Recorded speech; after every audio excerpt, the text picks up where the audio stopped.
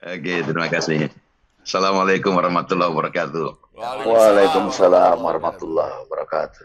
Salam sejahtera untuk kita semua. Jadi, Mas Dika, Kang Yani, kemudian Bung Franky, serta Waketum kita, dan juga Kang Ming, pada sore hari ini, tanggal 7 Januari, ya, ini Gelora Talk Show yang ke-77 dan yang pertama di bulan Januari. Berbicara soal kebudayaan sebagai diplomasi dunia. Nah, kalau dilihat dari fakta yang ada di Indonesia dengan keberagaman yang luar biasa banyak, tapi berkumpul di sebuah negara kesatuan yang merupakan sejarahnya panjang sekali untuk bisa sampai hari ini masih bisa bersama-sama, ini jadi sangat memungkinkan menjadi salah satu tools juga Indonesia menjadi 5 besar kekuatan dunia. Ini di luar masalah sumber daya alam, sumber daya manusianya, tapi nilai-nilai budaya yang sangat beragam ini menjadi salah satu elemen, komponen yang bisa mewujudkan Indonesia menjadi 5 besar kekuatan dunia. Kita lihat misalkan salah satu tadi fenomena dari video klip yang ada.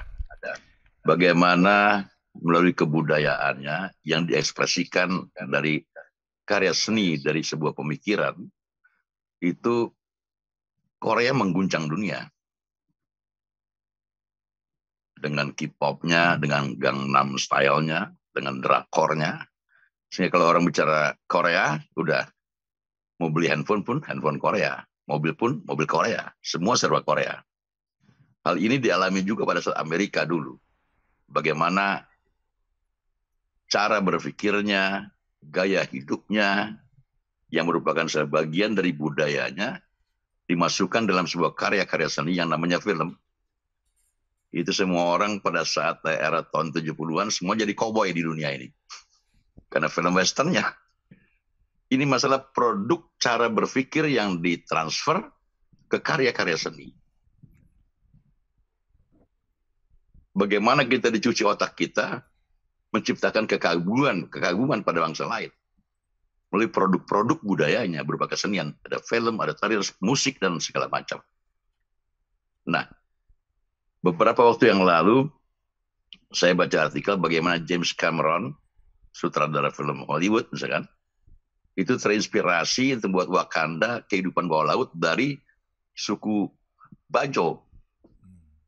Artinya terinspirasi oleh salah satu elemen budaya yang ada di Indonesia. Ini luar biasa, kita sendiri tidak melihat ini sebagai sebuah hal yang menginspirasi. Tapi mereka sudah kehilangan sebetulnya.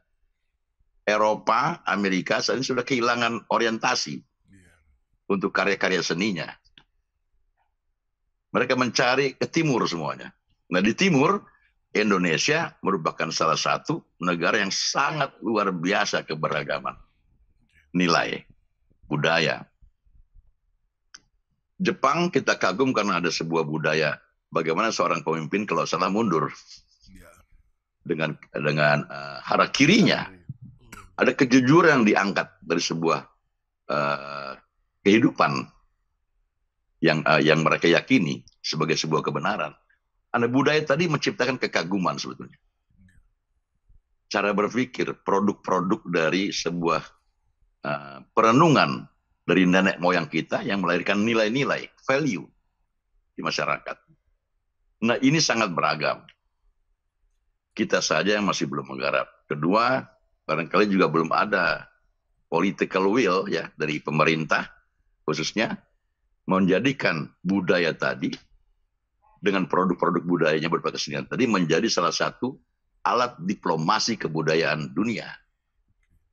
Saya ambil contoh beberapa waktu yang lalu, beberapa tahun yang lalu, saya ditawari untuk main film Konferensi Asia Afrika. Jadi tokoh Bung Karno. Tapi yang bikin RRC. Bukan Indonesia. Bukan Indonesia. Dan saya sampai, karena ini aktor-aktor dunia yang main. Kalau itu tokohnya dari Indonesia, aktor Indonesia. Kalau itu tokohnya dari India sebagai peserta konferensi Asia Afrika, itu pemainnya orang India. Begitu pula yang lainnya.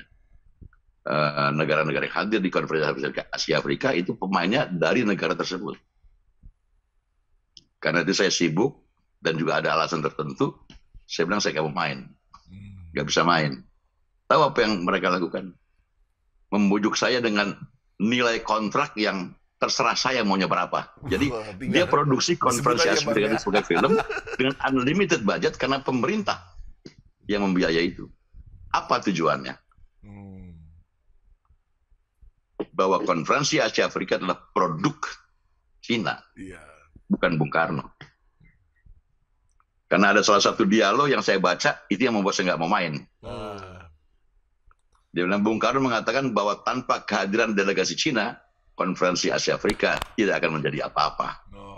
Hanya dialog itu saja. Diplomasinya di situ ya? Di sana. Jadi dunia biar tahu bahwa konferensi Asia Afrika itu Cina. Peranan Cina sangat penting dalam konferensi Asia Afrika. Bukan di Indonesia lagi.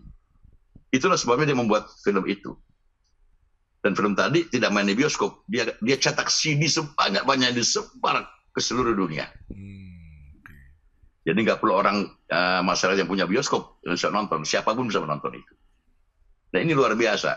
Bagaimana dia menggunakan jadi produk budaya berupa kesenian dengan peradaban yang ada itu digunakan untuk diplomasi kebudayaan ke dunia, menciptakan kekaguman bangsa-bangsa lain kepada bangsa yang produksi hal tersebut.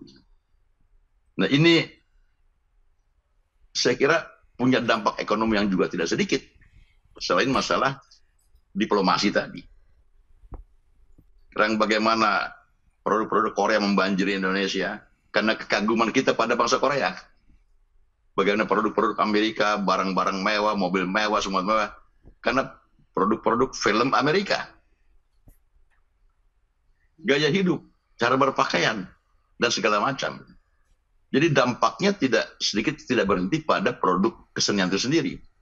Tapi pada produk-produk jasa lainnya dan barang-barang lainnya. Ini berdampak. Makanya dengan keragaman yang luar biasa, kekayaan alam dan juga budaya kita yang luar biasa, ini potensi ekonominya sangat luar biasa. Bukan hanya sumber daya alamnya saja. Jadi saya kira kalau Gelora mengatakan menjadi 5 besar kebudayaan dunia, itu bukan sesuatu yang hanya angan-angan. Materinya ada, elemen untuk mencapai itu ada. Cuman kita belum menggunakan seoptimal mungkin di bidang kebudayaan ini. Belum menggunakan seoptimal mungkin. Kenapa? Salah satunya adalah political will yang belum ada dari pemerintah kita saat ini. Ya, rada galak dikit nih Bang Fahri. Kalau Bang Fahri tinggal ngegas lagi deh. Galak. Nah ini, makanya bagaimana Gelora bisa jadi berkuasa? Kita akan ciptakan ini. Kita harus mendorong ini. Jadi sebuah kekuatan yang sangat besar. Karena ini pola pikir. Ini berbicara pola pikir manusia yang terpengaruh karena pendekatan-pendekatan produk-produk budaya tadi. Ini yang semestinya nih. Lihat Frankie, melanglang buana dia. Bagaimana menggabungkan segala macam peralatan seni tradisional yang ada di Indonesia. Orang pikir mustahil. Ya, tapi ternyata bisa. Ini luar biasa. Cuma persoalannya fasilitasi itu yang fasilitasi harus ada dan konsisten, membutuhkan waktu. Dan tidak sedikit orang-orang yang kualitas seperti Frankie di Indonesia.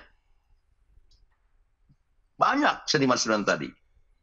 Cuma itu tadi, ada ruang yang harus dibuka.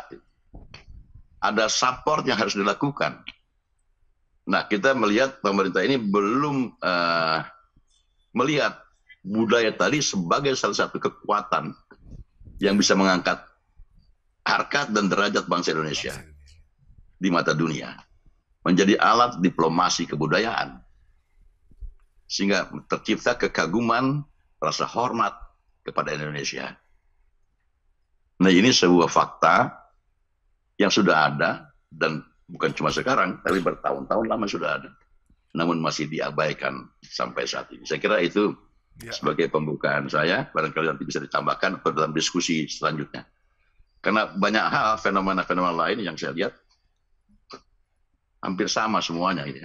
Bagaimana nilai-nilai budaya tadi menjadi alat untuk diplomasi kebudayaan dunia.